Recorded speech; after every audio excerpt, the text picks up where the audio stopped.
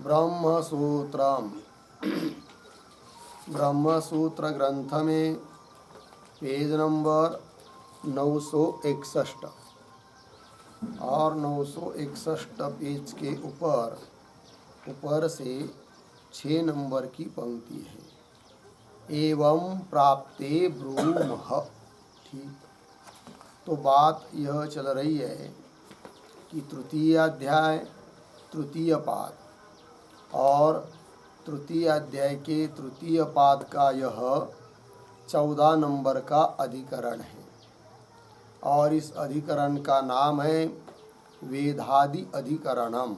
ठीक, और इस अधिकरण का विचार विषय बताया था कि वेदादि मंत्र और प्रवर्ग्यादि कर्म, अर्थात उस उपनिषद के पूर्व में आरंभ में पहले या उपनिषद शुरू होने के पहले जो कुछ मंत्र आए हैं, प्रविध्य वगैरह किंवा वेदादि मंत्र जिसको कहते हैं, और प्रवर्ग कर्म भी कई जगह बताया है, तो उन मंत्रों का और प्रवर्ग आदि कर्मों का उस उपनिषद में बताई हुई जो विद्या है, उस विद्या में उन मंत्रों का और कर्मों का उपसंहार अर्थात संग्रह अर्थात उपयोग है या नहीं, इस बात का निर्णय करने के लिए इस अधिकरण की प्रवृत्ति हुई है।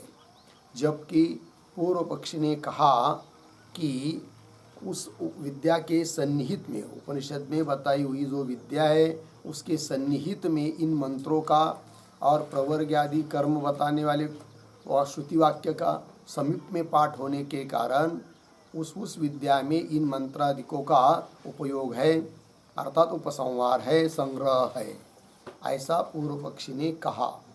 उस पूर्व पक्षी को उत्तर देने के लिए अब सिद्धांत पक्ष आ रहा है।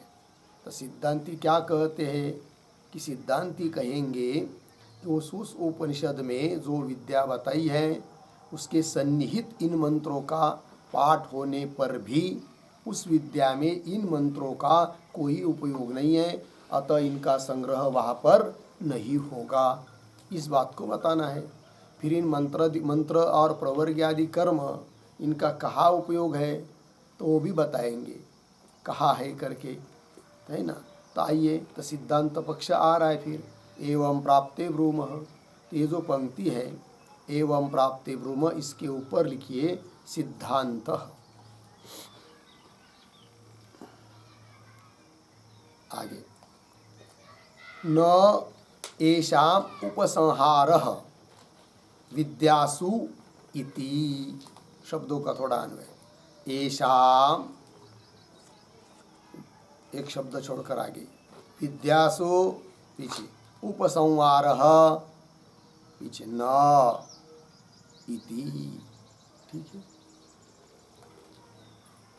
तो ये जो पंक्ति चालू हो रही है न एषाम इत्यादि, उसके पूर्व में एक वाक्य लिखते हैं अवतरण के रूप में,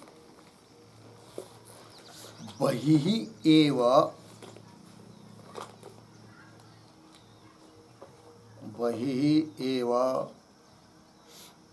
अनुपसंहारं प्रतिज्ञाय, अनुपसंहारं प्रतिज्ञाय हेतुत्वेन सूत्रं योजयति, हेतुत्वेन सूत्रं योजयति, न येषाम इति। ठीक है, देखो भाई अर्थ, तो बहिः एव मतलब सूत्र को हाथ लगाने के पहले ही अर्थात सूत्रों को लेने के पहले ही बाहर ही प्रतिज्ञा कर रहे हैं सिद्धांती, किस बात की, अनुपसंहार की, अर्थात जो मंत्र और प्रवर्ग आदि कर्म बताए गए हैं उनका उस विद्या में उपसंहार नहीं है, अनुपसंहार है, इस बात की बाहर ही प्रतिज्ञा करके फिर हेतु के रूप में सूत्रों को जोड़ रहे हैं सिद्धांती। तो वही कह रहे, बहिः एव अनुपसंहारम प्रतिज्ञाय, अनुपसंहार की प्रतिज्ञा करके हेतुत्वेन सूत्रम योजयति, हेतु के रूप में सूत्र को जोड़ेंगे, न येषाम इत्यादि। तो चलिए फिर तो क्या करें, येषाम, येषाम मंत्रादि नाम, मंत्र और प्रवर्ग आदि कर्म वो लेंगे येषाम शब्द से। येषाम विद्यासु, उस उपनिषद में पढ़ी गई जो विद्या है उस विद्याओं में उपसंहार न इति नहीं है। बोलेंगे क्यों नहीं है उपसंहार संग्रह, कस्मात्, तो उत्तर दे रहे सूत्र के माध्यम से। अतः अब सूत्र का उच्चारण और अर्थ कर लेंगे। तो सूत्र है वेदाद्यर्थ भेदात्, वेदाद्यर्थ भेदात्। ठीक है। और एक बात थोड़ी सी, तो ये जो हम लोग सिद्धांत पक्ष चालू किया है, सूत्र भी आ रहा है, उसके पहले एवं प्राप्ति ब्रह्म के ऊपर पूर्व पक्ष की बात जब अंतिम में चल रही थी, वहाँ एक दृष्टांत दिया था पूर्व पक्षी ने, क्या, वाजपेयी बृहस्पति सवस्य इव। उस दृष्टांत को स्पष्ट करने के लिए, समझने के लिए थोड़ा सा उस पर एक टिप्पणी लिख लेते हैं, वो भूल गए, लिखेंगे। उद्धरण चिन्ह में ब्रह्म वर्चस कामो, ब्रह्म वर्चस कामो बृहस्पति सवेन, बृहस्पति सवेन यजेत, यजेत, उद्धरण चिन्ह बन, कौंस में लिखिए, ब्रह्म तेज की कामना वाला, ब्रह्म तेज की कामना वाला बृहस्पति सव नाम का, बृहस्पति सव नाम का यज्ञ करे, यज्ञ करे, कौंस बंद। आगे इस वाक्य से, इस वाक्य से ब्रह्मवर्चस फल में, ब्रह्मवर्चस फल में विनियुक्त, विनियुक्त बृहस्पति सव का, बृहस्पति सव का, फिर आगे उद्धरण चिन्ह में वाजपेयेन इष्ट्वा, वाजपेयेन इष्ट्वा बृहस्पति सवेन यजेत,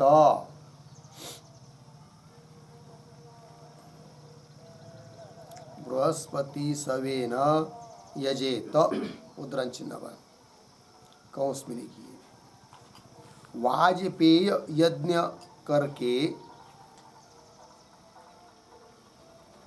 वाजपेय यज्ञ करके बृहस्पति सव याग करे, बृहस्पति सव याग करे, कौंस बन। आगे वाजपेय प्रकरण में, वाजपेय प्रकरण में स्थित, स्थित इस वाक्य से, इस वाक्य से वाजपेय के उत्तर, वाजपेय के उत्तर अंग रूप से,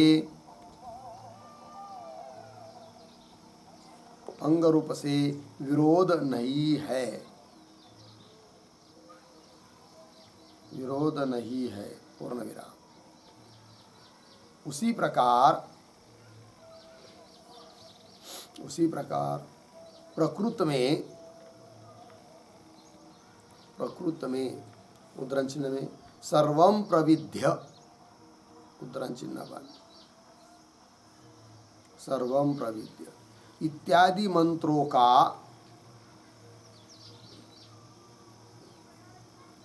इत्यादि मंत्रों का उस विद्या में उपयोग है, उस विद्या में उपयोग है। इति पूर्व पक्ष, इति पूर्व पक्ष। ठीक है, देखो भाई अर्थ। तो ब्रह्म वर्चस कामो बृहस्पति सवेन यजेत, ऐसा मंत्र आता है। ब्रह्म वर्चस का मतलब होता है ब्रह्म तेज, और ब्रह्म तेज की कामना इच्छा जिसको है ऐसे व्यक्ति ने बृहस्पति सौ नाम का यज्ञ करना चाहिए, ऐसा विधान हुआ। इस वाक्य से ब्रह्म वर्चस रूप फल में विनियुक्त है कौन? बृहस्पति सौ। बृहस्पति सौ, सौ मतलब यज्ञ, तो बृहस्पति नाम का यज्ञ विनियुक्त है, जुड़ गया है, पहले से निश्चित है। किस फल में? ब्रह्म वर्चस फल में नियुक्त है। तो भी उसका अंग के रूप में उपयोग होता है वाजपेयी याग में। तो अन्य जगह जुड़ जाने से, जुड़ा हुआ रहने से अन्यत्र वो अंग नहीं बन सकता, ऐसी बात तो है ही नहीं है। अतः वेदादि मंत्र भले अन्य किसी कर्म के लिए उपयोग में आते हो, कोई बात नहीं, तो भी सन्निधि के बल पर उस उपनिषद में बताई हुई जो विद्या, उसके भी वो अंग होने चाहिए, ऐसा कहता है पूर्व पक्षी दृष्टांत के बल पर। तो वही देखिए, इस वाक्य से ब्रह्म वर्चस फल में विनियुक्त बृहस्पति सौ का, सौ मतलब यज्ञ, तो उसका वाजपेयेन इष्ट्वा, मतलब वाजपेय याग करके बृहस्पति सवेन यजेत, तो बृहस्पति सौ याग करे। इस प्रकार वाजपेय याग के प्रकरण में स्थित यह जो वाक्य है, इस वाक्य से क्या मालूम हो रहा है कि वाजपेय याग करने के बाद में अंग के रूप में बृहस्पति सौ नाम का याग करना चाहिए, ये बताया।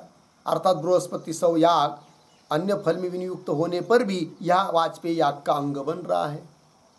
और उत्तर में बताया है, क्योंकि कुछ अंग ऐसे होते हैं उस अंगी के पहले करने पड़ते हैं, जैसे प्रयाज आदि, और कुछ अंग ऐसे भी होते हैं कि मुख्य कर्म होने के बाद में करने पड़ते हैं, किंतु वो भी क्या होते हैं? अंग ही होते हैं।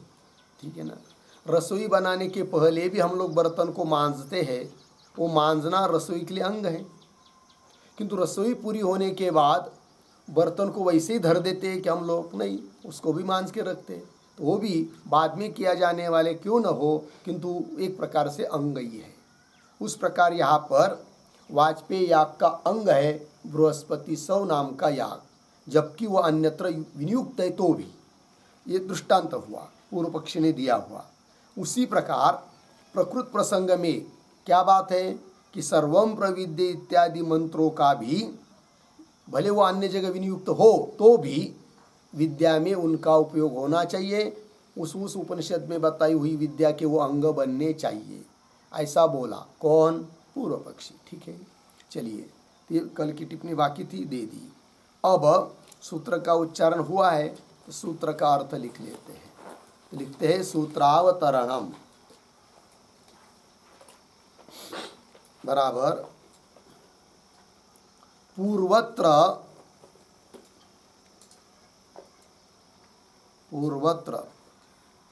आत्मविद्या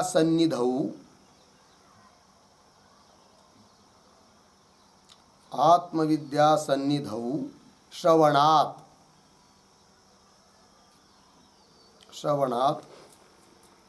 तैतिरीयगत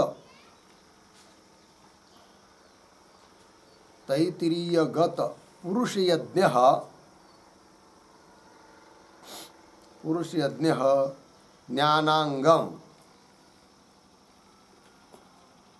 ज्ञानांगम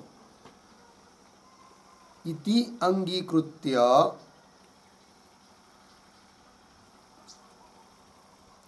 अंगीकृत्य आयु अभिवृद्धि फल विद्यातः, आयु अभिवृद्धि आयु अभिवृद्धि फल विद्यातः अस्य भेदः दर्शितः। अस्य भेदः दर्शितः पूर्णविराम। सम्प्रति प्रवर्ग्यादीनाम् अपि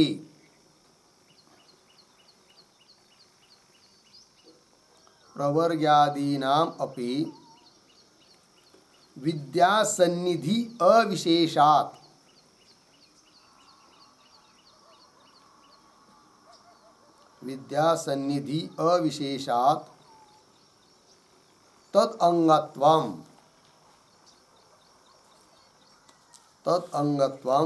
स्यात् इति आशंक्य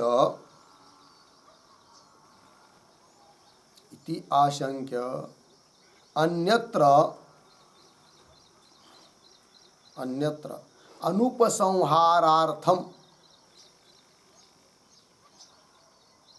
अनुपसंहारार्थं तेषाम् अंगत्वं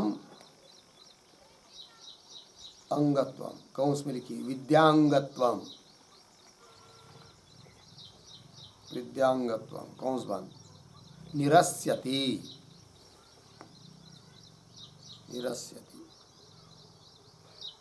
फिर नीचे के पंक्ति में सूत्रम वेदादि अर्थ भेदात 3:3:25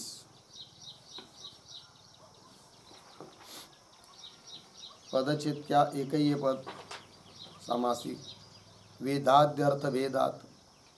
फिर नीचे पदार्थोक्ति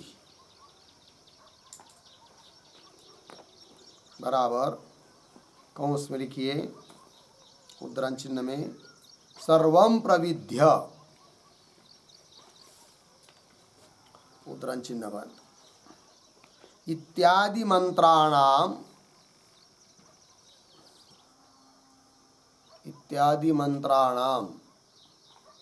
आगे उद्धरण चिन्ह में देवा ह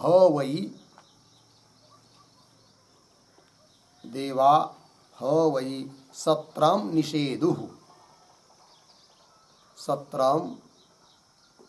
निषेधु उद्धरण चिन्ह बंद।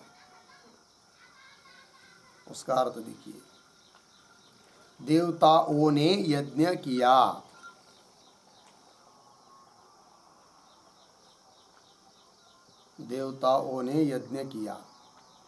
हो गए आगे इत्यादि प्रवर्ग्य कर्मणाम च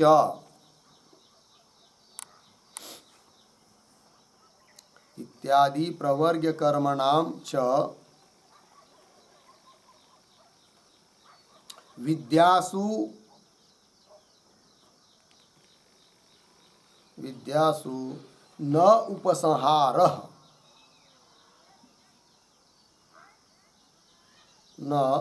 उपसंहारः अर्धविराम आगे कुतः प्रश्न चिन्ह फिर आगे की तरफ बांध देकर कौंस बांध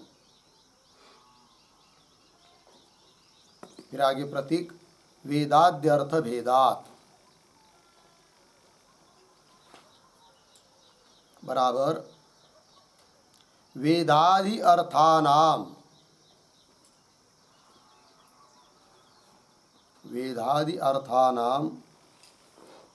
बराबर उद्धरण चिन्ह में सर्वं प्रविध्य उद्धरण चिन्ह बन इत्यादि मंत्र प्रकाशितानाम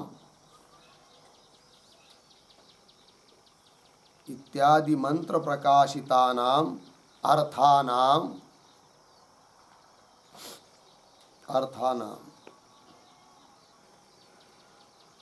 आविचारिक कर्मादि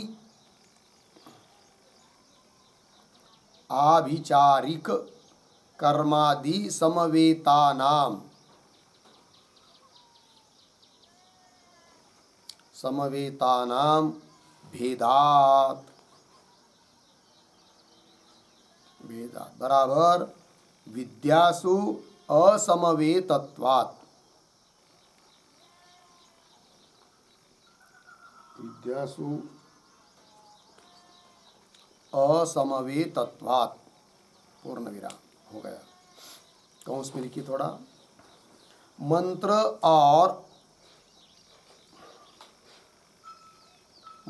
और प्रवर्ग्य कर्मों का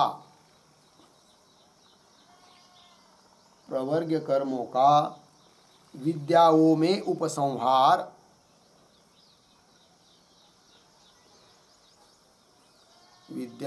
उपसंहार नहीं करना चाहिए,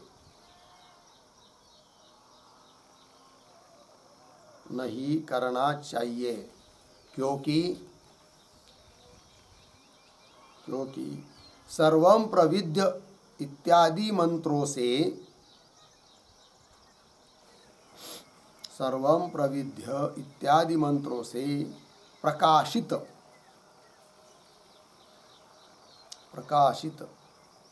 आविचारिक कर्मों में, आविचारिक कर्मों में समवेत अर्थों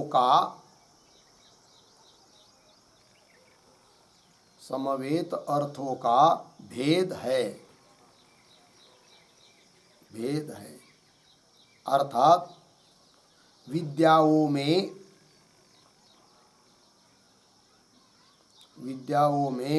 उनका विनियोग नहीं है, उनका विनियोग नहीं है। पूर्ण विराम कंस पानी। देखिए भाई अर्थ, तो सूत्रावतरण में लिख रहे हैं, पूर्वत्र अर्थात पीछे के अधिकरण में आत्मविद्या सन्निधौ, तैत्तरीय उपनिषद में आत्मविद्या आती है और उस आत्मविद्या के सन्निहित में पुरुष यज्ञ बताया हुआ है। तो आत्मविद्या के सन्निहित पुरुष यज्ञ बता रही है श्रुति, अतः वह वहाँ का पुरुष यज्ञ जैसे उस ज्ञान का, आत्मविद्या का ज्ञान का अंग है। ठीक, देखिए तो पूर्वत्र आत्मविद्या सन्निधौ श्रवणात् तैत्तरीय गत पुरुष यज्ञ, तैत्तरीय उपनिषद में बताया हुआ जो पुरुष यज्ञ वह ज्ञानांगम, ज्ञान का अंग है, कि स्वीकार कर लिया पीछे के अधिकरण में इत्यांगीकृत्य। फिर निर्णय क्या हुआ कि वहाँ की जो पुरुष विद्या है तैत्तरीय उपनिषद की वो अलग है और छांदोग्य उपनिषद में बताई हुई पुरुष विद्या अलग है, जिसका फल आयु की अभिवृद्धि है। छांदोग्यगत पुरुष विद्या का फल, उस विद्या से तैत्तरीय उपनिषद की पुरुष विद्या अलग है, क्योंकि वो ज्ञान का अंग है। ज्ञान का अंग क्यों है? ज्ञान के प्रकरण के सन्निहित में पड़ी हुई है, पड़ा हुआ है वो वाक्य पुरुष यज्ञ बताने वाला, अतः वो पुरुष यज्ञ वहाँ का ज्ञान का अंग हो गया। तो वो देखिए ज्ञानांगम इति अंगीकृत्य आयु अभिवृद्धि फल विद्यात, आयु की अभिवृद्धि यही फल बताया है जिस विद्या का, जिस पुरुष विद्या का छांदोग्य में, उससे अस्य भेद दर्शित। अस्य मतलब तैत्तरीय में आई हुई पुरुष विद्या, उसका और उससे भेद दिखाया, दर्शित। अब क्या करना है संप्रति इस अधिकरण में? तब करे संप्रति प्रवर्ग्यादीनाम अपि विद्या सन्निधि अविशेषात्, प्रवर्ग्यादि कर्म और प्रविद्य वगैरह मंत्र भी विद्या के सन्निहित में पड़े हुए हैं, है कि नहीं? उस उपनिषद के पहले पड़े हुए हैं। तो विद्या सन्निधि अविशेषात् समान रूपत्वात् तद अंगत्वम, उस विद्या के अंग वे मंत्र और प्रवर्ग्यादि कर्म होने चाहिए। ये शंका है पूर्व पक्षी की। इति आशंक्य, ऐसी शंका करके फिर अन्यत्र अनुपसंहारार्थम, तब सिद्धांति कह रहे अन्यत्र मतलब विद्या में, अन्यत्र शब्द का अर्थ है विद्यायाम, उपनिषद विद्यायाम, अनुपसंहारार्थम, उन मंत्र और प्रवर्ग्यादिकों का उपसंहार नहीं है, अनुपसंहार के लिए तेषाम अंगत्वम निरस्यति, तेषाम मंत्रादीनाम प्रवर्ग्यादि कर्मणाम प्रवर्ग आदि कर्म और मंत्र वगैरह है कि नहीं, वेदादि मंत्र, वे उनमें अंगत्व का निराकरण, अर्थात वो विद्या के अंग नहीं है, इस बात को बता रहे हैं सूत्रकार। ठीक है, चलिए, तो सूत्र आया फिर वेदाद्यर्थ वेदात, पदार्थोक्ति में लिख रहे हैं, पहले भूमिका बना रहे हैं कि सर्वम प्रविद्य, सर्वम प्रविद्य मतलब सबका वेद कर, ऐसी प्रार्थना की गई है ना अभिचार कर्म करने वालों के द्वारा, अभिचार देवता की। तो सर्वम प्रविद्य इत्यादि मंत्राणाम, ये मंत्र हुए, और प्रवर्ग कर्म देवाह वै सत्रम निषेधुः, अर्थात देवताओं ने यज्ञ किया। इस प्रकार से एक विशिष्ट प्रकार का प्रवर्ग नाम का कर्म इत्यादि प्रवर्ग कर्म नाम च विद्यासु न उपसंहार, उन मंत्र का और मंत्रों का और कर्मों का, प्रवर्ग आदि कर्मों का विद्या में उपसंहार नहीं है। तो बोलेंगे क्यों? कुतः, तब करे हेतु के रूप में सूत्र को, वेदाद्य अर्थ वेदात, तो उस मंत्र में जो वेदादि वेद विद्ध करना, तो वेदादि अर्थ है वह भिन्न है कि जिसका उपयोग उस उपनिषदीय विद्या के लिए नहीं हो सकता, अतः उस उपनिषदीय विद्या का अंग ये मंत्र नहीं बनेंगे, ये बात कही जा रही है। तो वेदादि अर्थानाम मतलब सर्वम प्रविद्य इत्यादि मंत्र के द्वारा प्रकाशित जो अर्थ है, प्रतिपादित जो अर्थ है, उस अर्थानाम आविचारिक कर्मादि समवेता नाम, वो अर्थ कैसा है? आविचारिक जो कर्म है, अर्थात दूसरे की हिंसा करने के लिए जो कर्म है, मारण उच्चाटन आदि फल वाला जो तांत्रिक प्रयोग वगैरह अभिचारिक कर्म है कि नहीं? तो अभिचारिक कर्म में जो भी समवेत अर्थ है उनका प्रकाशन कर रहा है वो मंत्र, अतः वो अभिचारिक कर्म का अंग होगा, न कि विद्या का, है कि नहीं? उपनिषद में बताई हुई विद्या का अंग नहीं होगा। तो अर्थानाम अभिचारिक कर्मादि समवेता नाम भेदात, भेदात का अर्थ विद्यासु असमवेतत्वात्, विद्या में, उपनिषदी विद्या में उसका कोई संबंध नहीं है। किसका? उस वेदादि मंत्र के अर्थ का, क्योंकि वे मंत्र उन शब्दों से उस चीज का प्रकाशन कर रहे हैं जो अभिचार कर्म में समवेत पदार्थ है, और उनका यहाँ पर इस उपनिषदी विद्या में कोई संबंध नहीं है, अतः उन मंत्र का वे मंत्र इस विद्या के अंग नहीं बनेंगे। तो विद्यासु असमवेतत्वात्, उसी का थोड़े हमें अर्थ लिख दिया कि मंत्र और प्रवर्ग कर्मों का विद्याओं में उपसंहार नहीं करना चाहिए, क्योंकि सर्वम प्रविद्य इत्यादि मंत्रों से प्रकाशित जो अर्थ है वो क्या है? अभिचारिक कर्मों में समवेत अर्थों का अर्थ है, और उससे इस विद्या के साथ भेद है, अर्थों का भेद है, अर्थात विद्याओं में उनका विनियोग अर्थात उपयोग नहीं है। हो गया जी, चलिए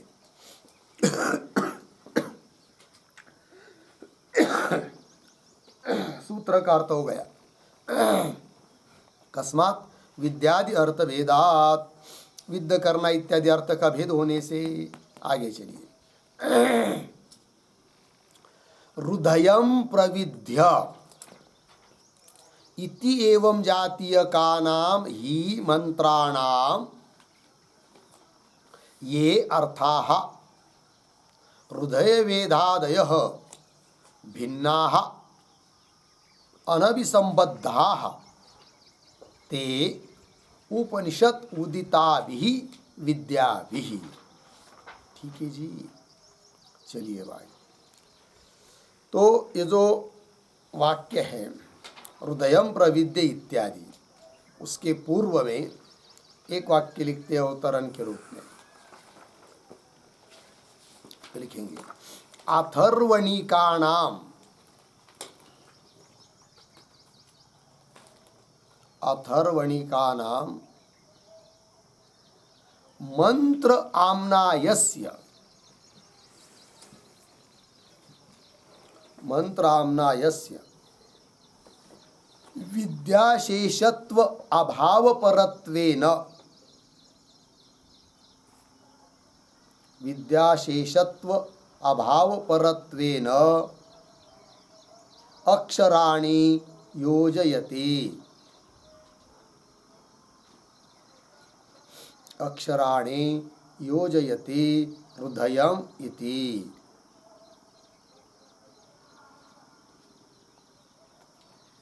ठीक है, देखो भाई अर्थ।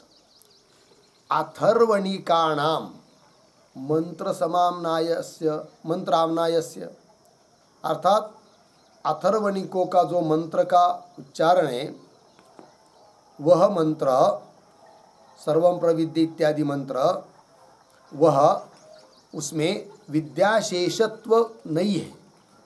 तो विद्याशेषत्व अभाव परत्वेन, विद्याशेषत्व का अभाव परक उन अक्षरों की योजना कर रहे हैं। अक्षराणि योजयति हृदयम इति। ठीक है, अर्थात अथर्वणियों का जो वाक्य है उस वाक्य में सर्वम प्रविद्य वगैरह जो मंत्र है उसके जो शब्द है उन शब्दों का जो अर्थ है, उन शब्दों का अर्थ उस उपनिषदीय विद्या के साथ जुड़ता नहीं है, भिन्न अर्थ है। अर्थात विद्या का अंग वो नहीं है, विद्या के अंग का अभाव परक वो सब शब्दों का अर्थ है। इस बात को घटा रहे हैं। पंक्ति को देखिए, हृदयम प्रविद्य इति एवं जातीय का नाम ही मंत्राणाम इत्यादि स्वरूप जो मंत्र है, मंत्राणाम। आगे देखिए, ये के बाद कैसा पढ़ेंगे, एक शब्द छोड़कर, ये हृदय वेदादय पीछे अर्थाः, थोड़ा अन्वय कर लेंगे।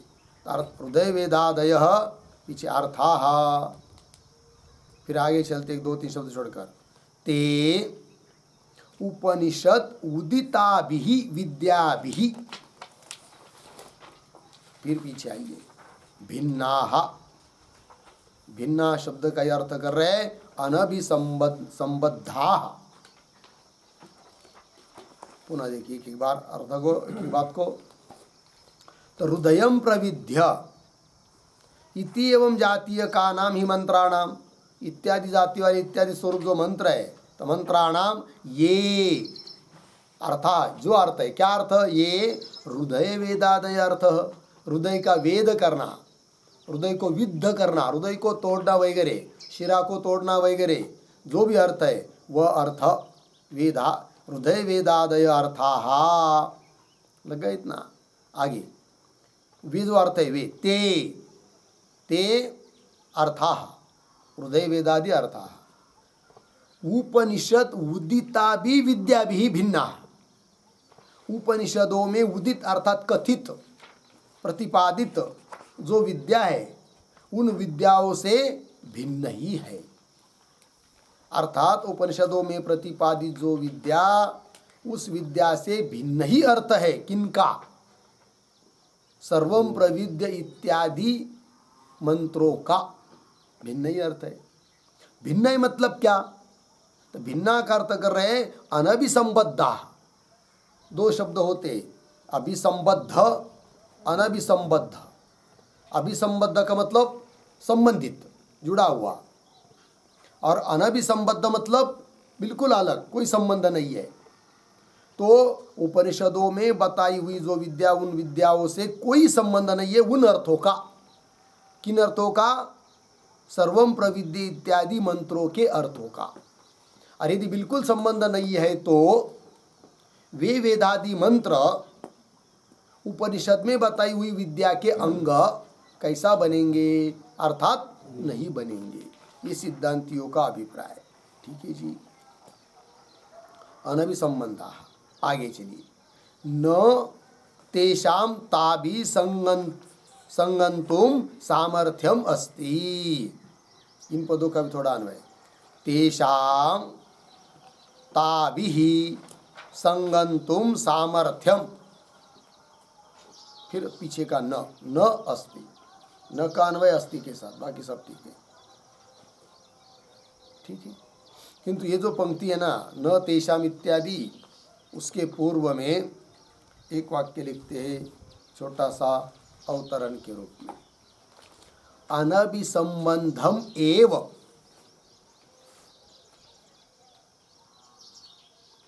अनभिसंबंधम एव अभिव्यनक्ति, अभिव्यनक्ति न इति।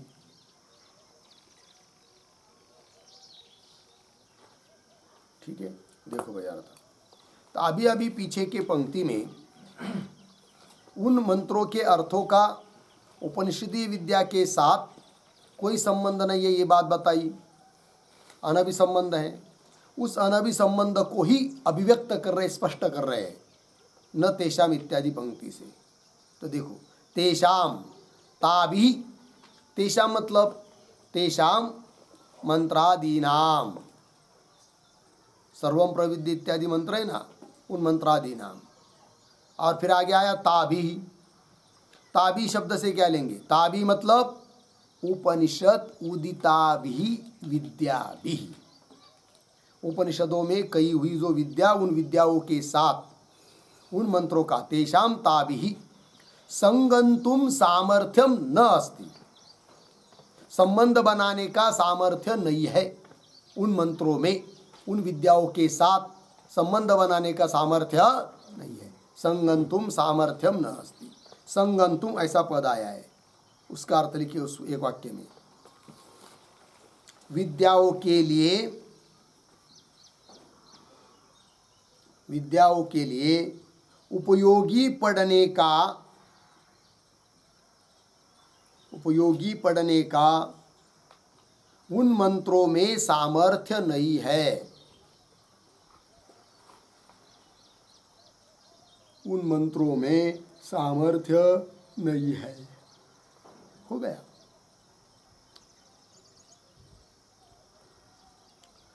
उपनिषद विद्या के लिए उपयोग में आ जाए, उपयोग में पड़ जाए, इस प्रकार का सामर्थ्य उन मंत्रों में नहीं है। ठीक है, आगे चलिए। ननु हृदयस्य उपासनेषु अपि उपयोगात् तद्वारकः उपासना संबंध उपन्यस्तः, है कि नहीं? तो सिद्धांति के ऊपर अब कोई आक्षेप कर रहा है, पूर्व पक्षी वगैरह। ये जो पंक्ति है ननु, उस ननु के ऊपर लिखिए आक्षेप।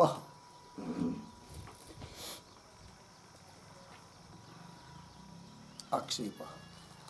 और ननु के पहले एक वाक्य लिख लेते हैं अवतरण। लिखेंगे हृदय पदस्य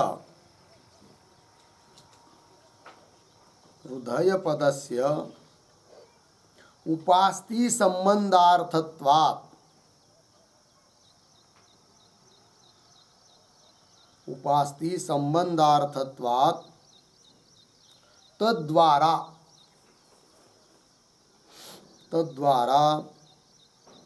मंत्रस्य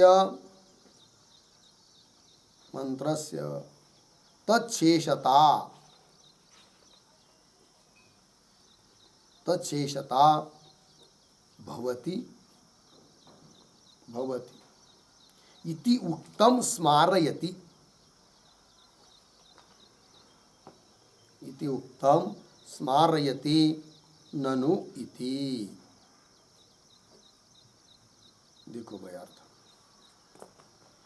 तो हृदय पदस्य उपास्ति संबंधार्थत्वात्, पूर्व पक्षी बोल रहा है सिद्धांतियों को, हृदय उपासना के लिए उपयोगी होता है, क्योंकि बहुत सारी उपासनाओं में उपास्य का स्थान के रूप में हृदय को बताया है।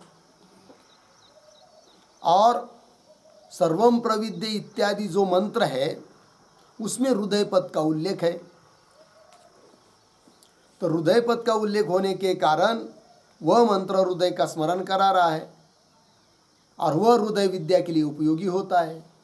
तो इस रूप से उन मंत्रों का भी विद्या में उपयोग हो सकता है, उपनिषदीय विद्या में। और यदि उस विद्या में उपयोग हो सकता है तो उन उपनिषद में बताई हुई जो विद्या है उसका अंग बन जाएंगे सर्वम प्रविद्य इत्यादि मंत्र। ये पूर्व पक्षी पुनः बोल रहा है, सिद्धांतियों को आक्षेप कर रहा है। वही कह रहे हृदय पद से उपास्ति संबंधार्थत्वात्, उपासना के साथ संबंध होता है हृदय पद का, तद्वारा उस हृदय पद के माध्यम से मंत्रस्य तत्शेषता, ये जो सर्वम प्रविद्या वगैरह मंत्र है वह उस विद्या का शेष बन जाएगा। ऐसा जो पीछे कहा है पूर्व पक्षी ने अपनी बात बताते समय वो बात हुई थी, उसका स्मरण करा रहे हैं ननु इत्यादि पंक्ति से सिद्धांति के लिए। ये सिद्धांति क्यों तुम बोल रहे हो कि वो मंत्र विद्या के अंग नहीं बनेंगे? बन जाएंगे।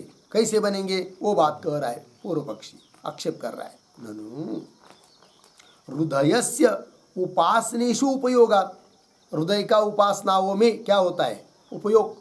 उपयोगात् तद्वारकः, वह हृदय पद ही है द्वार, माध्यम, किसके लिए? उपासना के साथ संबंध जोड़ने के लिए। उस उपनिषद में जो विद्या बताई है उसके साथ इस मंत्र का संबंध जुड़ जाएगा, क्योंकि उधर उपासना के लिए हृदय की जरूरत पड़ती है और उस हृदय का प्रकाशन यह मंत्र कर रहा है, क्योंकि इस मंत्र में हृदय पद का उल्लेख है। अतः उस विद्या का अंग बन जाएगा। कौन? सर्वम प्रविद्य वगैरह मंत्र। कौन कर रहा है? पूर्व पक्षी। पंक्ति देखिए, ननु हृदयस्य उपासनेषु अपि उपयोगात् तद्वारक, उपासना संबंध, उसके माध्यम से उपासना के साथ मंत्रों का संबंध बन जाएगा उपनिषदीय विद्याओं के साथ। उपासना संबंध उपन्यस्त बताया है, ऐसा ही आक्षेप उत्तर दे रहे, न इति उच्यते। तो न इति उच्यते इसके ऊपर लिखिए समाधानम।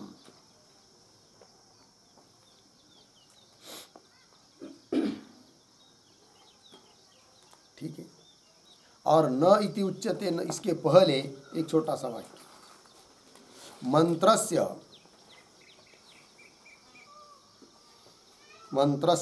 उपास्तिशेषत्वं प्रति आह न इति।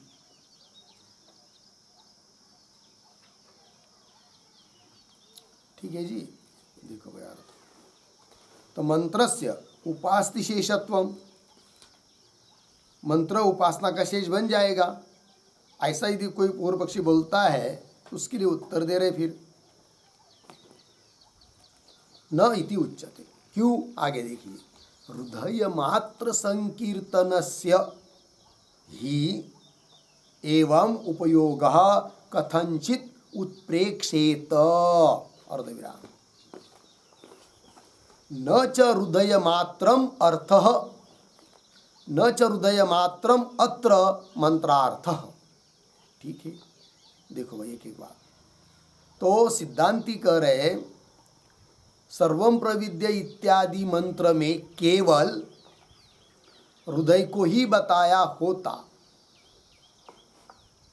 अथवा केवल हृदय को बताने में ही उस मंत्र का तात्पर्य होता, तब उस मंत्र का किसी तरह से उपनिषदीय विद्या में उपयोग है, अतः उस विद्या का अंग बन जाएगा, ऐसी कल्पना हम कर पाते। किंतु सर्वम प्रविद्य इत्यादि जो मंत्र है उसका अर्थ केवल हृदय बताना नहीं है, अपितु बहुत सारा बाकी का अर्थ बताना तात्पर्य है उसमें, और उस अर्थ का संबंध इस विद्या के साथ बिल्कुल नहीं है। अतः इस उपनिषदीय विद्या का अंग वो मंत्र नहीं बनेगा, सिद्धांती कह रहे हैं। तो पंक्ति को देखिए, हृदय मात्र संकीर्तनस्य, केवल उस मंत्र में हृदय मात्र का संकीर्तन कथन होता, सम्यक कथन होता, अथवा हृदय को बताने में उस मंत्र का तात्पर्य होता, तब तो हृदय मात्र संकीर्तनस्य ही एवं उपयोग, तब तो इस प्रकार का उपयोग, अर्थात उपनिषदीय विद्या में उपयोग इस प्रकार से जो ऊपर बताया आक्षेप में, क्या कि विद्या करते समय हृदय की जरूरत होती है और मंत्र भी हृदय को बता रहा है, अतः उपयोग हो जाएगा। इस प्रकार से एवं उपयोग कथंचित उत्प्रेक्षेत, किसी तरह से हम उसकी कल्पना कर पाते कि मंत्र का विद्या में उपयोग है करके, किंतु दिक्कत क्या है फिर, तब आगे देखिए, न च हृदय मात्रम अत्र मंत्रार्थ, थोड़ा अन्वय करेंगे, अत्र हृदय मात्रम, आगे मंत्रार्थ न च, किंतु अत्र, अत्र मतलब अथर्वण श्रुतौ, जिस श्रुति का विचार चल रहा है उस अथर्वण श्रुति में, सर्वम प्रविद्धि इत्यादि श्रुति में हृदय मात्रम मंत्रार्थ न, केवल हृदय मात्र मंत्र का अर्थ होता तो ये कल्पना हो जाती, जैसी पूर्व पक्षी कह रहा है, किंतु उस मंत्र का अर्थ केवल हृदय बताना नहीं है। लग गया अर्थ जी? चलिए आगे, हृदयम प्रविध्य धमनि प्रवृज्य इति एवं जातीयकः हि न सकलः मंत्रार्थः विद्याभिः अभिसंबध्यते,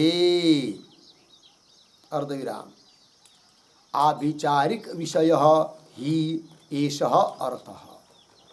ठीक है, देखो भाई अर्थ तो मंत्र क्या कहता है फिर, केवल हृदय को नहीं बता रहा है मंत्र, ऐसा अभी पीछे की पंक्ति में कहा। तब मंत्र यदि केवल हृदय को नहीं कह रहा है तो किस बात को कह रहा है वो बताओ हमको। तब कह रहे तुम क्या है, हृदयम प्रविध्य, है कि नहीं, हृदय का वेद करो, धमनी प्रवृज्य, कल अर्थ लिख दिया था इस मंत्र का, धमनी मतलब शिरा, प्रवृज्य मतलब तोड़ दो, ऐसी प्रार्थना कर रहा है। अविचार कर्म करने वाला उस अविचार देवता की प्रार्थना कर रहा है।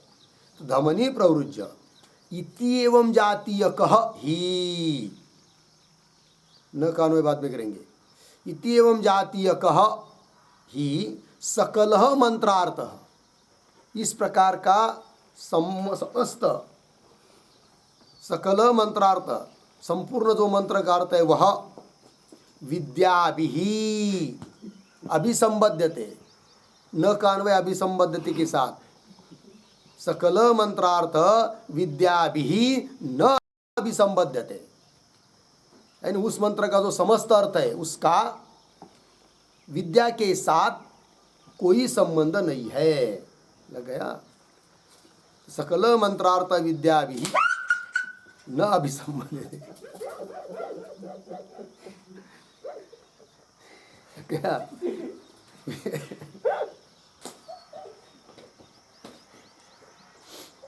हो गया ना जी। पंक्ति देखिए, न कान्वय अभिसंबद्धते के साथ, सकल मंत्रार्थ विद्या भी न अभिसंबद्धते।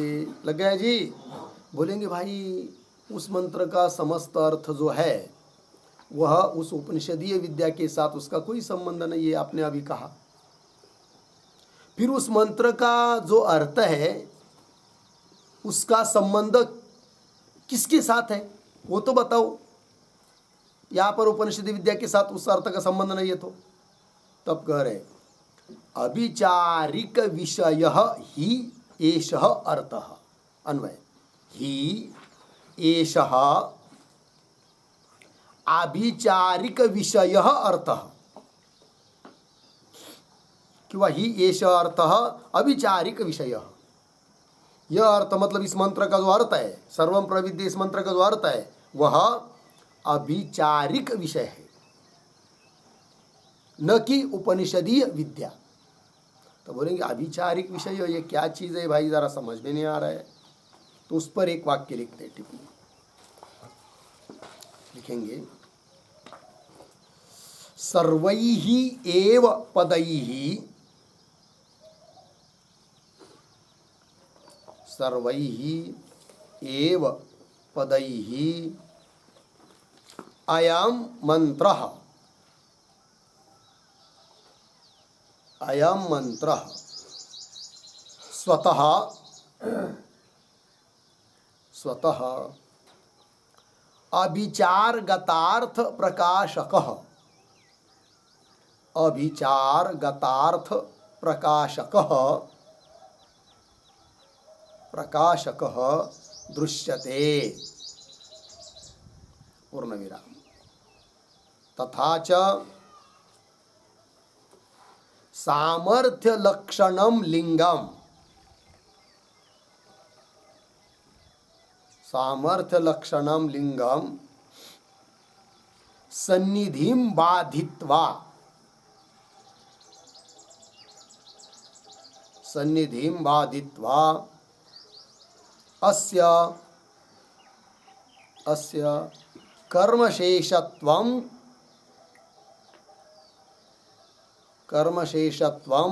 आपादयति, आपादयति पूर्ण विराम। न च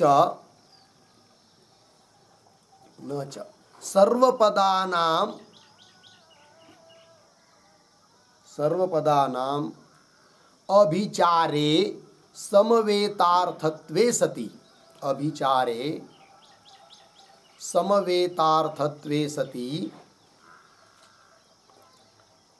एक पद समवेतार्थत्व मात्रेण, एक पद समवेतार्थत्व मात्रेण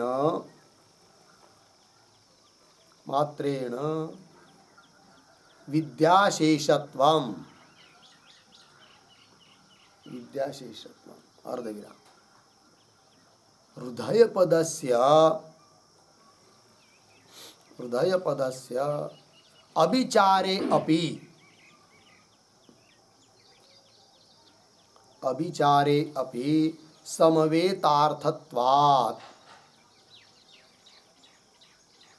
समवेतार्थत्वात् इत्यर्थः। हो गया जी। देखो भाई, तो कह रहे सर्वैहि एव पदैहि, उस मंत्र में जितने भी पद आए हैं उन सभी पदों के द्वारा अयम मंत्र, उस मंत्र में आए हुए जो पद है उन सभी पदों के द्वारा यह मंत्र क्या कह रहा है, स्वतः अभिचार गतार्थ प्रकाशक दृश्यते।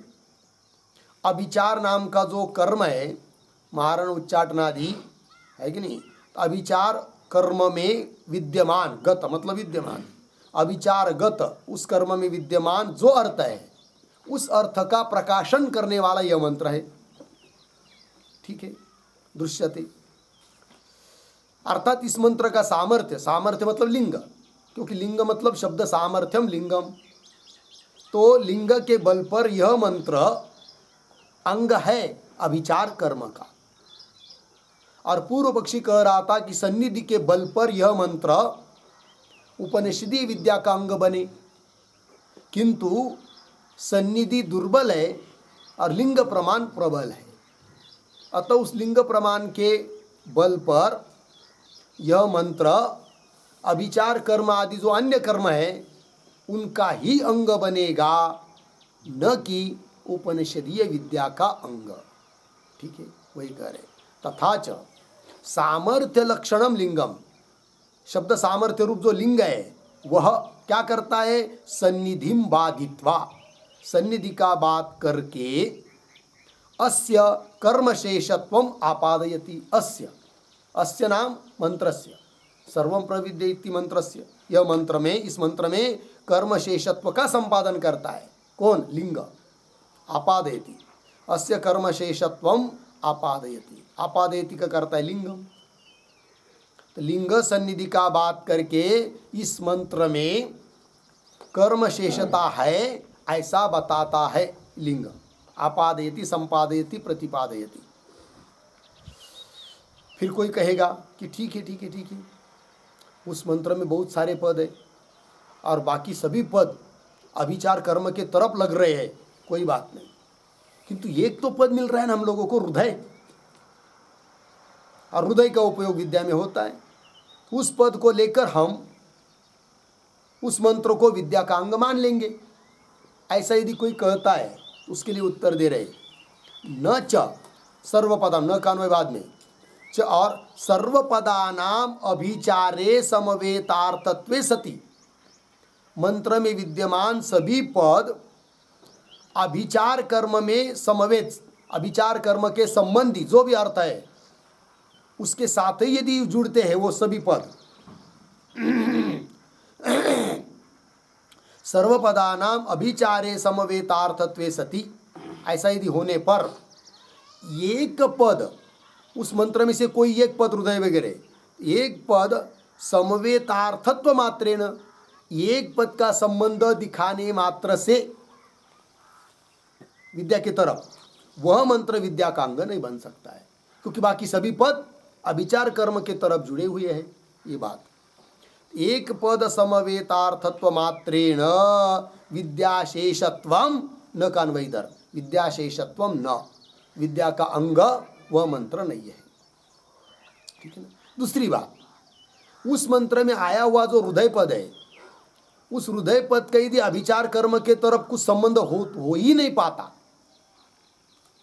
तब तो भी विचार किया जाता कि भाई हृदय पद का उधर तो संबंध नहीं जुड़ रहा है, बाकी के पदों का जुड़ रहा है, हृदय पद का अभिचार कर्म के तरफ संबंध नहीं जुड़ रहा है, अतः हृदय पद को लेकर उस मंत्र को विद्या का अंग मान लो। किंतु ऐसी भी बात नहीं है, हृदय पद भी उधर ही बता रहा है कि नहीं, अतः उसको इधर खींच कर नहीं ला सकते। वही कह रहे, हृदय पदस्य अभिचारे अपि, अभिचार कर्म में भी उसका संबंध है हृदय पद का, समवेतार्थत्वात्।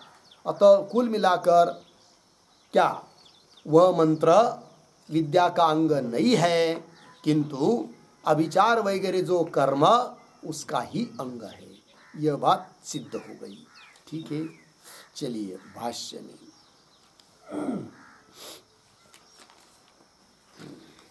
हो गया नहीं। चलिए,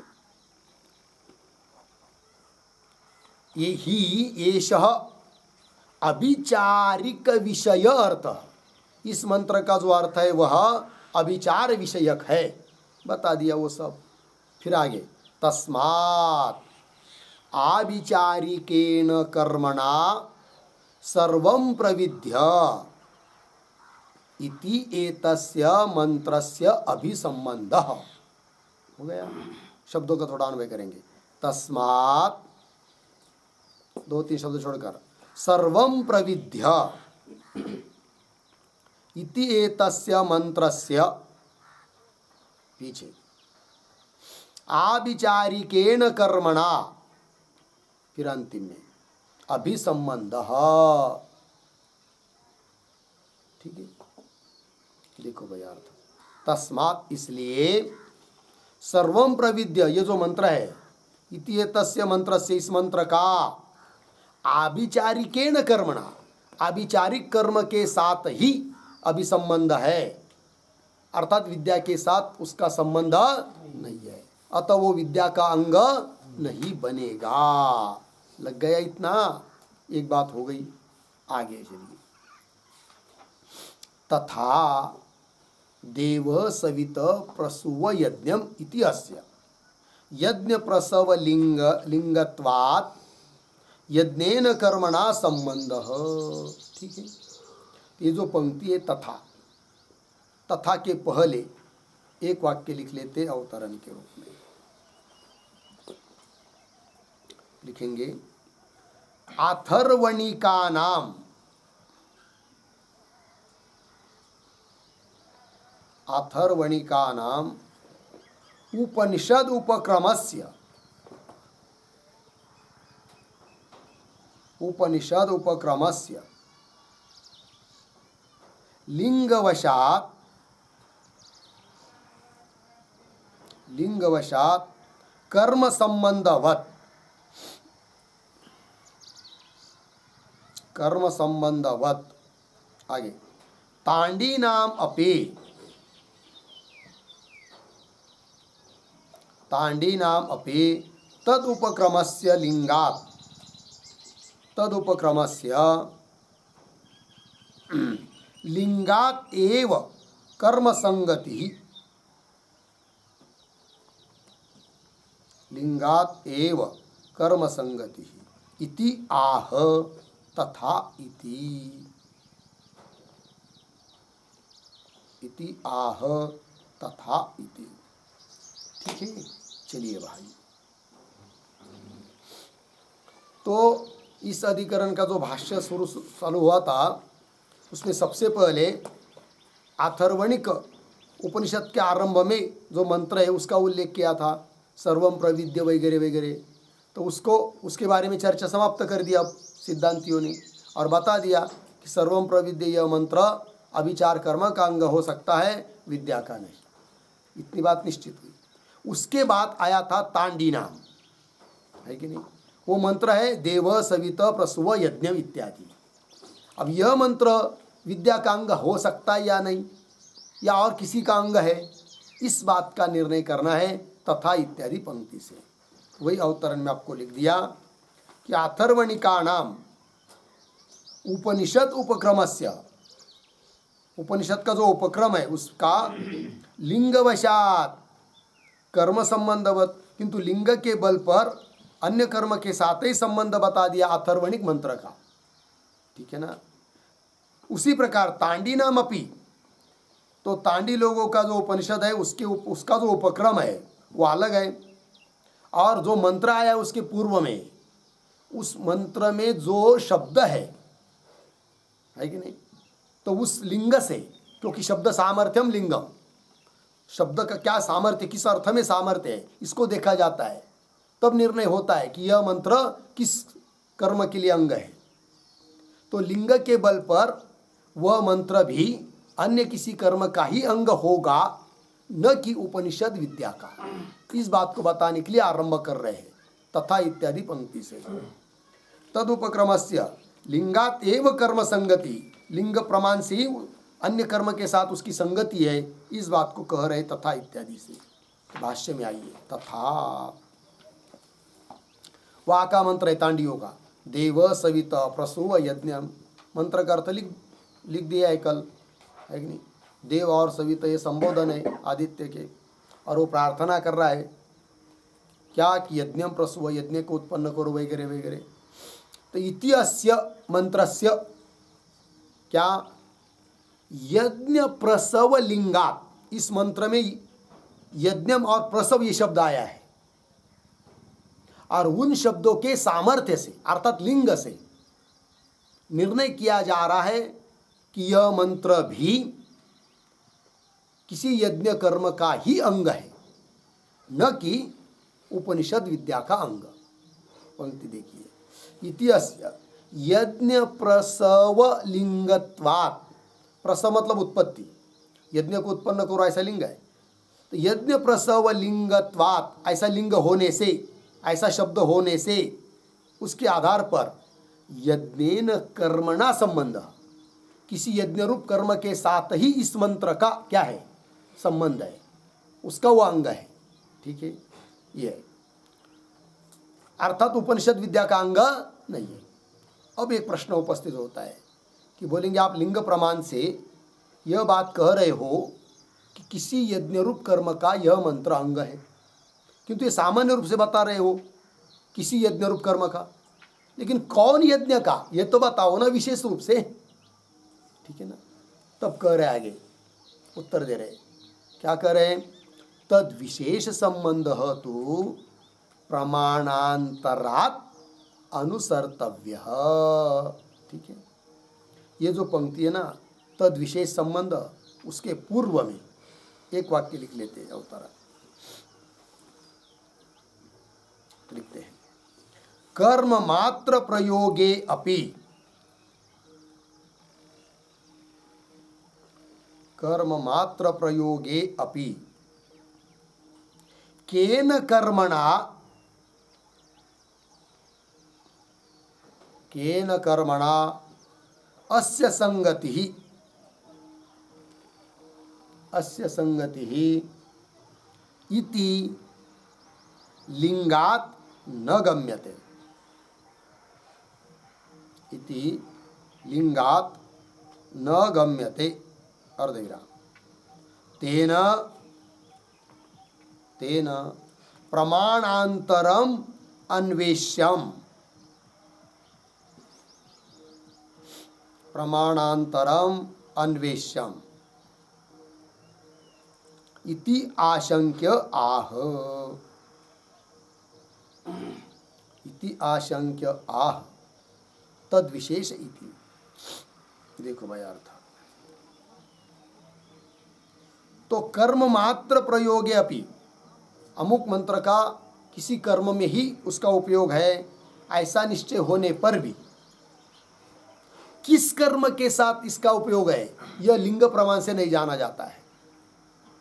लिंग प्रमाण से इतना ही जाना जाता है कि इस मंत्र का किसी न किसी कर्म के साथ उपयोग है, किसी न किसी कर्म के लिए उपयोग है, इतना ही जाना जाता है। किंतु कौन कर्म के लिए, कौन यज्ञ के लिए इस मंत्र का उपयोग है, यह यदि आपको जानना है तो अन्य प्रमाण का अन्वेषण करना पड़ेगा, ये कह रहे हैं। अवतरण में देखिए, कर्म मात्र प्रयोग अपि, कर्म मात्र में प्रयोग है, इतना निश्चय हो गया।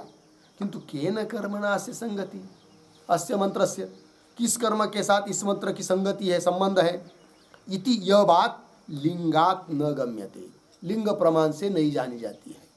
लिंग प्रमाण से इतना ही जाना जाता है कि यह मंत्र जो है, उस मंत्र में आए हुए जो शब्द के सामर्थ्य से, अर्थात लिंग प्रमाण से निश्चय किया जाता है कि कर्म का उपयोगी है या विद्या का उपयोगी है या और किसी चीज़ का उपयोगी है कि नहीं, इतना ही सामान्य रूप से जाना जाता है।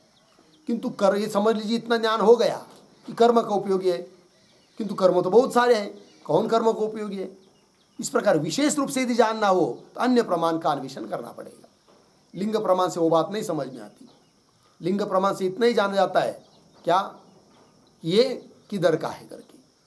जैसे कोई व्यक्ति आ गया नया, मालूम नहीं है कि नहीं, किंतु उसके आकार प्रकार रंग रूप से इतना ही जाना जा रहा है कि ये तो भारतीय, ये बात निश्चित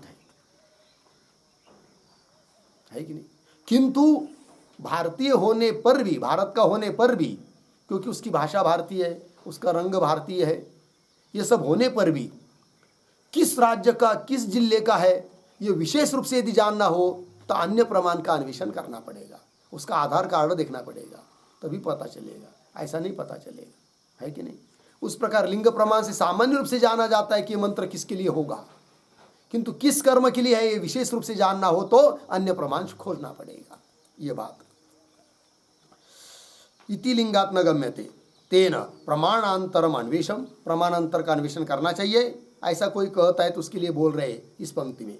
तद विशेष संबंध तु, तद मतलब उस मंत्र का विशेष संबंध किस कर्म के साथ है, यह बात तो प्रमाणांतरात अनुसर्तव्य, अन्य प्रमाण से ही उसका अन्वेषण करना चाहिए, अनुसरण करना चाहिए, जान लेना चाहिए। ठीक है, तो बोलेंगे भाई थोड़ा सा बताओ ना फिर कौन अन्य प्रमाण हो सकता है कि जिसके आधार पर हम निर्णय कर सके कि यह जो मंत्र है देव सवितः या अमुक अमुक कर्म का अंग है, तब हमको निश्चय होगा कि विद्या का अंग नहीं है करके, तब उस पर एक टिप्पणी लिखेंगे फिर प्रमाणांतरात, इसके आधार पर। तो लिखते हैं उद्धरण चिन्ह में, सावित्रम जुहोति, सावित्रम जुहोति कर्मणः पुरस्तात्, कर्मणः पुरस्तात् सवने सवने जुहोति, सवने सवने जुहोति, उद्धरण चिन्ह बंद। इति वाक्यात्, इति वाक्यात् कौंस में लिखिए, वाजपेय यज्ञ में तीनों काल में, तीनों काल में कर्म के आरंभ में, कर्म के आरंभ में आदित्य के उद्देश्य से, आदित्य के उद्देश्य से हवि देने का विधान है, हवि देने का विधान है। अतः देव सवितः यह मंत्र, यह मंत्र वाजपेय यज्ञ का अंग है, वाजपेय यज्ञ का अंग है, कौंस बंद। आगे चलिए, आगे अस्य, अस्य कौंस में लिखिए देव सवित इति मंत्रस्य, इति मंत्रस्य कौंस बन वाजपेय संबंध सिद्ध्यति इत्यर्थः। वाजपेय संबंध सिद्ध्यति इत्यर्थः। हो गया जी, देखो भाई अर्थ। तो क्या करें, तो सावित्रम जुहोति कर्मणः पुरस्तात्, कर्म के पहले सवने सवने जुहोति, इस प्रकार का वाक्य है। तो क्या तात्पर्य इसका, तो वाजपेयी यज्ञ में तीनों काल में कर्म के आरंभ में आदित्य सूर्य के उद्देश्य से हवि देने का विधान है। और ये जो प्रकृत प्रसंग का मंत्र है वो आदित्य की प्रार्थना के लिए ही है, देव सवित। और इसका मतलब यही होता है कि यह मंत्र वाजपेय यज्ञ का अंग है। तो लिंग प्रमाण से इतना पता चला कि किसी कर्म का अंग है, और इस मंत्र से पता चला कि वाजपेय यज्ञ का अंग है। तो विशेष रूप से जान लिया। तात्पर्य, देव सवित यह मंत्र भले उस तांडीय उपनिषद के आरंभ में आया हो तो भी वह मंत्र वाजपेय यज्ञ का अंग है, न कि उस तांडीय उपनिषद में बताई हुई विद्या उस विद्या का अंग नहीं है। हो गया जी। चलिए, तद विशेष भाष्य में तद विशेष संबंध तो प्रमाणांतरात् अनुसर्तव्य। हो गया जी। आइए आगे। एवं अन्येषामपि मंत्राणां केषांचित् लिंगेन, केषांचित् वचनेन, केषांचित् प्रमाणांतरेण इति एवं अर्थांतरेषु वियुक्तानां रहस्य पठितानां अपि सतां न सन्निधि मात्रेण विद्याशेषत्व उपपत्ति ही। ठीक है, देखो भाई, तो ये जो पंक्ति है ना, एवं इत्यादि, एवं के पहले एक वाक्य लिखते हैं अवतरण, उक्त न्यायम, उक्त न्यायम, आगे उद्धरण चिन्ह में श्वेताश्वः, उद्धरण चिन्ह बाद इत्यादि मंत्रांतरेषु, इत्यादि मंत्रांतरेषु अतिदिशति, अतिदिशति एवं इति।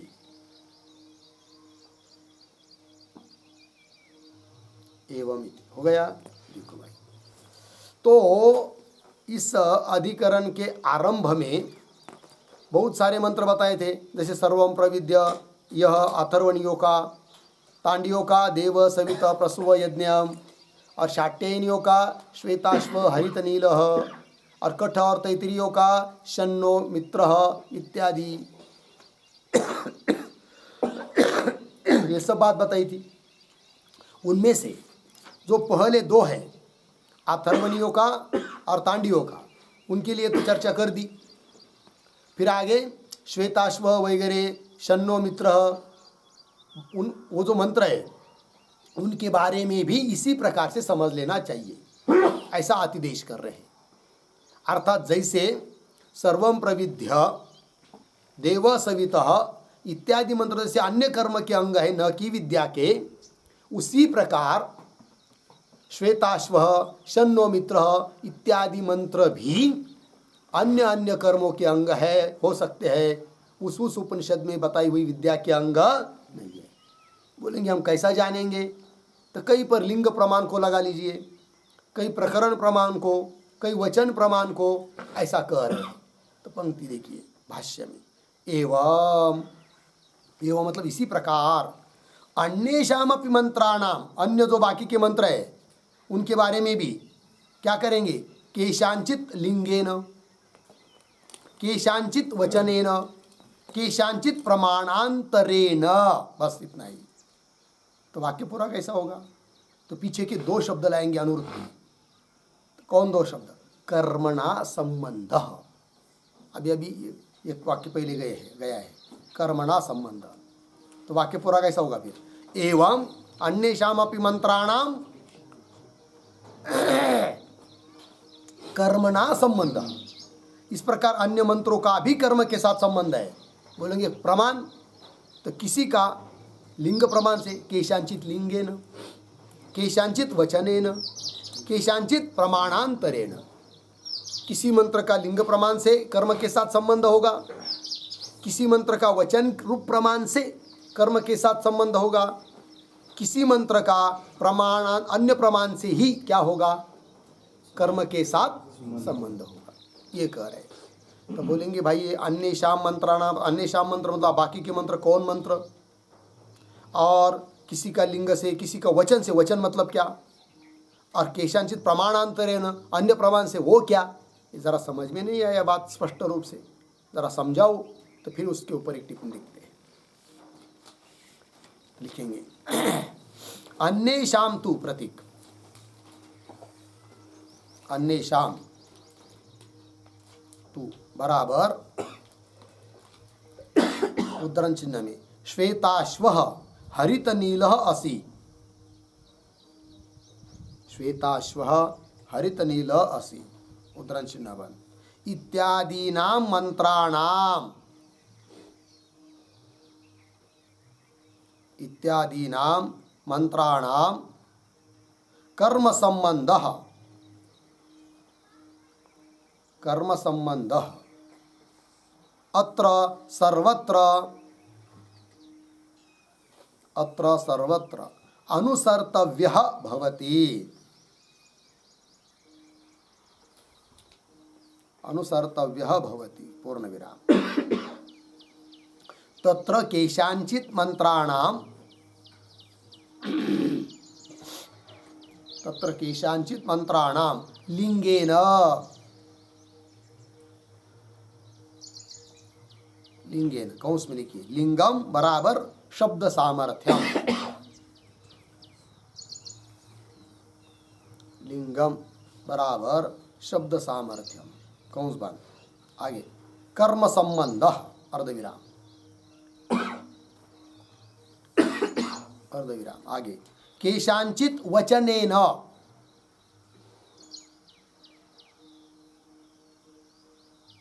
केशांचित वचनेन कौंस में लिखिए वचनम बराबर,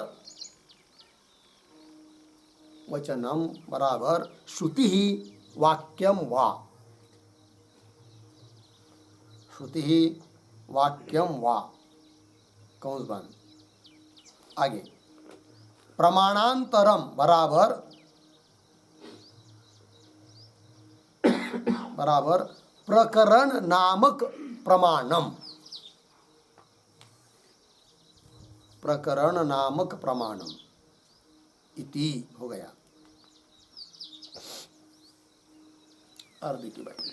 तो अन्य शाम, अन्य मंत्र जैसे उदाहरण श्वेताश्व हरित नील असि इत्यादि मंत्राणाम कर्म संबंध, उन मंत्रों का भी कर्मों के साथ ही संबंध है, ऐसा सब सर्वत्र सभी जगह अनुसर्तव्य, अनुसरण करना चाहिए। तत्र उसमें केशांचित मंत्राणाम, कुछ मंत्रों का तो लिंग के द्वारा कर्म के साथ संबंध है, लिंग प्रमाण, लिंग मतलब शब्द सामर्थ्यम। केशांचित कुछ मंत्रों का तो वचनेन, वचन रूप प्रमाण से कर्म के साथ संबंध है। तो वचन मतलब क्या? वचन का मतलब श्रुति प्रमाण अथवा वाक्य प्रमाण, क्योंकि बताए ना श्रुति, लिंग, वाक्य, प्रकरण, स्थान और समाख्या 6 प्रमाण बताया है कि नहीं? मंत्रों का यज्ञादियों के साथ संबंध बताने के लिए ये प्रमाण बताया है। तो ये और फिर आया एक पद भाष्य में प्रमाणां केशांचित प्रमाणांतरेण, तो अन्य प्रमाण से, अन्य प्रमाण मतलब कौन? फिर प्रकरण, बचे हुए प्रमाण बाकी के प्रकरण, समाख्या आदि आदि करके, ठीक है, ये लेना है। आइए भाष्य में एवं अन्येषामपि मंत्राणाम केशांचित लिंगेन, केशांचित वचनेन, केशांचित प्रमाणांतरेण कर्मणा संबंध इत्यर्थ हो गया। आगे चलिए इति एवं अर्थांतरेषु, मिल गया ना? ये जो इति इत्यादि पंक्ति चालू हुई ना, उसके पूर्व में एक वाक्य लिखिए अवतरण, लिंगादिभिः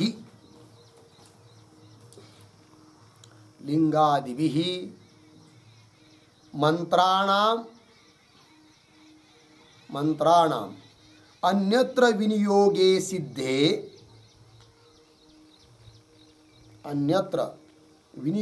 सिद्धे फलितम आह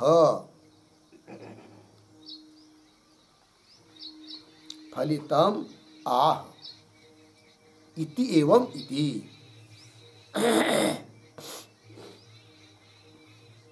हो गया जी। चलिए भाई, तो लिंगादि प्रमाणों के द्वारा मंत्रों का अन्यत्र विनियोग है, ऐसा सिद्ध होने पर फलित क्या निकलता है वो दे रहे हैं। इति एवं अर्थांतरेषु विनियुक्तानाम, अर्थांतर अन्य अर्थ कर्म वगैरह उसमें विनियोग है, उपयोग है उन मंत्रों का, है कि नहीं। तो अर्थांतरेषु विनियुक्तानाम मंत्राणाम, सभी मंत्रों का विनियोग का है, अन्य अन्य अर्थ में कर्म में है। ऐसी स्थिति में क्या रहस्य पठितानाम अपि सताम, रहस्य शब्द का अर्थ लिखिए उपनिषद। तो रहस्य पठितानाम मतलब उपनिषद के पूर्व में ये मंत्र पठित होने पर भी, रहस्य पठितानाम अपि सताम, क्या ऐसा होने पर भी, न कान्वय बाद में, सन्निधि मात्रेण विद्याशेषत्व उपपत्ति ही न, है कि नहीं। केवल सन्निधि मात्र से वे मंत्र उपनिषदीय विद्या के अंग बने, विद्या के शेष बने, विद्या शेषत्व की उपपत्ति उनमें नहीं है, क्योंकि अन्य जगह वो विनियुक्त है, ऐसा निर्णय हुआ है। अतः उपनिषदीय विद्या के वो अंग नहीं है, भले सन्निहित में पड़े हो, यह अर्थ। तो सन्निधि मात्रे न विद्या शेषत्व उपपत्ति ही न, जबकि पूर्व पक्षी सन्निधि के बल पर विद्या के अंग है वे सब मंत्र ऐसा बोल रहा था, तो उसका खंडन कर दिया। ठीक है। फिर कदाचित पूर्व पक्षी बोलेगा क्या अरे भाई तुम लिंग वगैरह प्रमाण से इस बात को सिद्ध कर रहे हो कि वो मंत्र अन्य कर्म के अंग है, और हम भी तो सन्निधि के आधार पर बोल रहे हैं, हमारे पास भी तो कुछ आधार है बोलने का, तो विद्या का अंग क्यों न बने वो मंत्र सन्निधि के बल पर। तब उसको उत्तर दे रहे, अरे भाई एक तरफ लिंग वगैरह प्रमाण है, श्रुति लिंग प्रकरण वाक्य वगैरह सब हो, और एक तरफ तुम कर रहे हो सन्निधि, किंतु दोनों में प्रबल कौन है दुर्बल कौन है समझ लो ना, है कि नहीं। तो प्रबल है लिंगादि, दुर्बल है सन्निधि, अतः सन्निधि के बल पर विद्या के अंग वो मंत्र नहीं बनेंगे, जबकि श्रुति लिंग वगैरह इसके आधार पर ही वे अन्य कर्म के अंग बनेंगे। इस बात को बताना है। तो दुर्बल कैसे है वो बता रहे, दुर्बलो ही सन्निधि ही श्रुत्यादिभ्य इति उक्तम प्रथमे तंत्रे। ठीक है ना। शब्दों का थोड़ा अन्वय कीजिए। ही श्रुत्यादिभ्य, पीछे सन्निधि ही, और पीछे दुर्बल, आगे इति उक्तम प्रथमे तंत्रे। ठीक है, हो गया ना। और ये जो पंक्ति चालू हुई ना दुर्बलो ही, उसके पीछे एक वाक्य लिखते हैं अवतरण, ननो लिंगादिभिः अन्यत्र विनियुक्तानाम अपि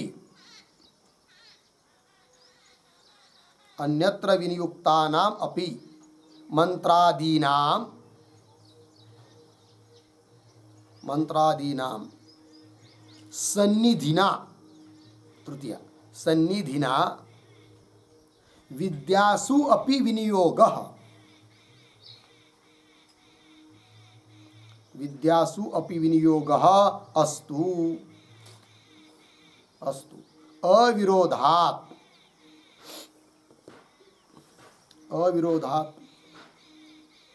इति उक्तम, अर्धविराम, तत्र आह दुर्बलः इति। ठीक है, देखो भाई अर्थ।